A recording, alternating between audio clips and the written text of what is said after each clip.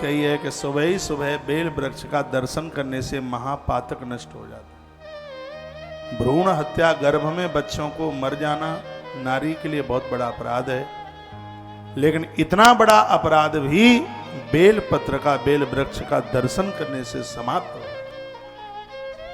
ताली मत बजाना, कितनी भी मजबूत बात हो। इतनी बड़ी इसकी भैया महिमा का वर्णन किया। बेल वृक्ष के प्रति अपनी पूरी श्रद्धा रखिए।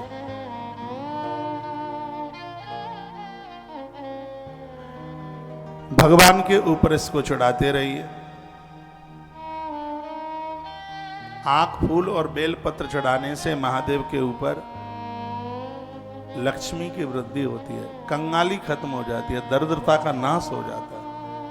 बेल की तीनों पत्तियों पर श्री लिख दो गोरोचन और चंदन से, और फिर उसको भगवान के ऊपर आप चढ़ाइए।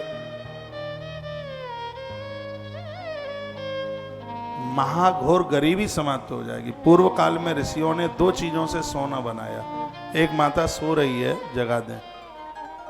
पूर्व काल में ऋषियों ने, संतों ने दो चीजों से सोना बना के तैयार कर दिया। क्या? ताम्र धातु और बेल पत्र।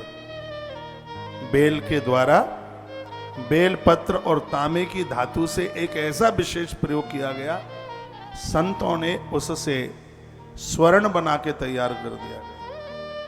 एक बड़ी आनंद की बात कही गई है, जो बेल पत्र का रस और तांबे के पात्र का जल पीते हैं, और दोनों चीजें यदि एक साथ मिल जाएं तो स्वर्ण भस्म लेने का जितना प्रभाव है, बेल और ताम्र को स्वीकार करने का वही प्रभाव जम जाता है।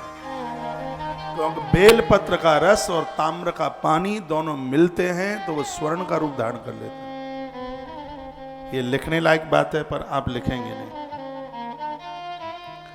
बेल की पत्तियां चबाना स्वास्थ्य के लिए बहुत बढ़िया है, लेकिन दो पत्तियां ऐसी हैं जिनको भगवान को चढ़ाए बिना चबाने का अधिकार नहीं है, एक तुलसी और एक बेलपत्र।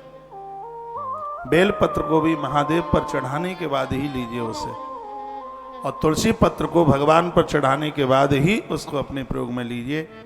बेलपत्र का रस और ताम्र के धातु का पानी दोनों मिलकर के ये स्वर्ण रूप धारण कर लेते हैं। पहले महात्मा लोग बहुत लंबी उम्र जीते थे। रात में वो तांबे का पानी और उसमें 2, 4, 5 पत्तियां बेलपत्र की डाल दी उन्होंने, और सुबह उस जल को पिया, और वह जल स्वर्ण भस्म का काम करता।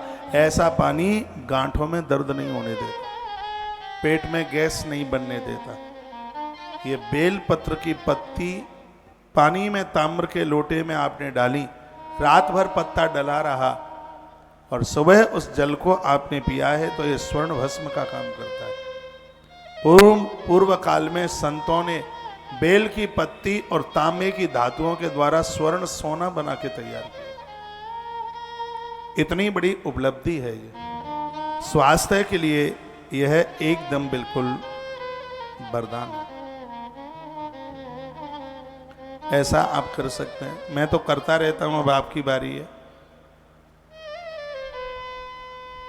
बड़ी सुंदर बात कही है कि आपसे भूल से भी महादेव के ऊपर यदि बेलपत्र चढ़ गया है तो शंकर उस जीव को संपूर्ण पापों से मुक्त कर देते हैं। एक दिन मैंने आपको एक चांडालिनी की कथा सुनाई थी। वो जो भूल से उसने गुस्सा में आके बेलपत्र फेंका और महादेव की पिंडी पर गिरा। पिंडी फाड़ कर शंकर प्रकट हो गए। चांडालिनी उनको शंकर को प्रकट होते ही देव रूप उसने धारण किया, और उसके लिए दिव्य विमान आया, और उस विमान पर आरूढ़ित होती हुई यह भगवत धाम के लिए, भगवान के धाम के लिए चली गई। इसलिए शिव के ऊपर बेलपत्र चढ़ाने की बहुत बड़ी महिमा है। जो भी कोई बेल वृक्ष का रोपण करते हैं, उनका पोषण करते हैं, गाय भैंस पशु पंछियों से उसको बचाते हैं, उसको कहते हैं संरक्षण। तो ये समझ लो कि महादेव से साक्षात करने का उन्हें 100% लाभ प्राप्त होगा। जो बेल वृक्ष की रखवाली करते हैं, पेड़ को लगाते हैं, उसमें जल सींचते हैं, ग्रंथ कहता है एक न एक दिन महादेव उनके सामने ऐसे आके खड़ा हो जाता है जैसे पुत्र के सामने पिता आके खड़ा हो जाता है। इतनी बड़ी महिमा इसकी है। इसलिए बहुत आग्रह पूर्वक निवेदन है, वृक्षों को काटिए मत, मत काटना इसको बचाइए। ये संपूर्ण धरती को जीवन देने वाला है। वेल की इतनी बड़ी महिमा है और इस शंकर के ऊपर चढ़ करके इसकी और महिमा जाकर के बढ़ जाती है। तो यह महात्म बेल वृक्ष का आप सुन रहे हैं, वर्णन किया गया है, कहा गया है कि बिल्व मूले जलेरियस्तु मूर्धा नाम विसंचति ससर्वती तृष्णा तस्यासेव भुवि पावन। जो भूल से भी एक लोटा जल बेल की जड़ों में चढ़ा देते हैं, संपूर्ण तीर्थों में डुबकी लगाने का फल तत्काल प्राप्त हो जाता है। माइक खोलो भाई। ये बात फिर मैं कहना चाहूँगा, बिल्व मूले जलेरियस्तु, जो बेल की जड़ों में अभिविशति जल छिड़क देते हैं, चढ़ा देते हैं, सर्वतीर्थ स्नात, उन्हें संपूर्ण तीर्थों में स्नान करने का फल तत्काल प्राप्त हो जाता है। हम बड़े बड़भागी भाग्यशाली हैं। आश्रम के ट्रैक्टर सुबह से लेके शाम तक टंकियों को भरना, पेड़ों में पानी लगाना, ये सौभाग्य आश्रम को आज मिल रहा है। आश्रम ने पिछले साल भी एक ट्रक मंगाया था पेड़ों का, बेल के बहुत पेड़ लगाए गए। अब के बार भी इस वर्ष में काफी जमीन खरीदी गई है और यह व्यवस्था की जाएगी। कल हरियाली तीज है, कल आश्रम में वृक्षारोपण आरंभ हो रहा है। वो कल हरियाली अमावस है और अमावस्या को पेड़ लगाना बहुत शुभ बताया गया है। तो कल उसका पूजन हो रहा है, वृक्षों का पूजन कल से शुरुआत की जा रही है। पूरा ये 3-4 महीना और बड़ी जोर से वृक्षों के ऊपर ध्यान दिया जा रहा है। पूरे साल भर पेड़ों के लिए आप बहुत सहयोग करने के लिए आप कहते हैं महाराज जी पेड़ों के लिए, 3 पेड़ों के लिए, 5 पेड़ों के लिए। मैं कहता हूं पहले टाइम आने दो, जब पेड़ लगाए जाएंगे तब हम आपको बोल देंगे। तो भगवत कृपा से अब कल पेड़ वृक्ष, मैं आज एक आध जगह निकलूंगा यहाँ, यदि कोई यहाँ तैयार हो जाएंगे आश्रम मठ मंदिर वाले तो हम उनको पूछ लेंगे तो 1500 पेड़ हम उज्जैन में भी लगा के चले जाएं। सिर्फ गाड़ने से कुछ होता नहीं है, बाद में वो पलने चाहिए। 3-4 साल में पेड़ तैयार होता है। बच्चों से ज्यादा केयर इसकी करनी पड़ती है। और यदि जिसको इस बात का शौक है, जिसकी धमनियों में है वृक्षों के प्रति, तो आप समझ लीजिए कि वो धरती पर तो साक्षात भगवत रूप है, वो भगवान के रूप में। पेड़ों के प्रति पूरी श्रद्धा रखिए। वृक्ष हैं, पीपल हैं, बरगद है, आम है। यह पेड़, नीम का पेड़ भी बहुत ज्यादा शुभ है। ऐसे पेड़ लगने चाहिए।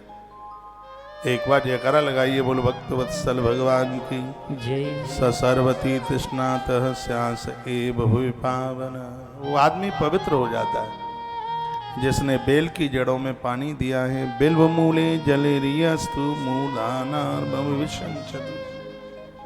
नियम बना लो, 1 लोटा पानी जैसे आप सूर्य नारायण को देते हो, गैया का कच्चा दूध डालकर उस लोटे में 1 लोटा पानी आप बेल वृक्ष में डालिएगा, आपको संपूर्ण तीर्थ करने का फल प्राप्त हो जाएगा। एतस्य बिल्वमूल स्यात् लवालभमनुत्तमं जलाकुलं महादेवो दृष्टां तुष्टो भवत्लियम्। स्वयं भगवान महादेव के, भगवान शंकर के ये अद्भुत शब्द हैं। एतत् बिल्वमूलस्यः, जो बेल की मूल में, जड़ों में जो मिट्टी लगाते हैं, मिट्टी, उसको मिट्टी रखते हैं जिससे पेड़ सुरक्षित रहता है, ऐसे लोगों को भूमि दान करने का फल प्राप्त हो जाता है। बेल की जड़ों में पेड़ लगाते समय जब उसमें जो आप मिट्टी रखते हैं ना, उसको मिट्टी में आप उसे दबाते हैं, उससे भूमि दान करने का फल प्राप्त हो जाता है।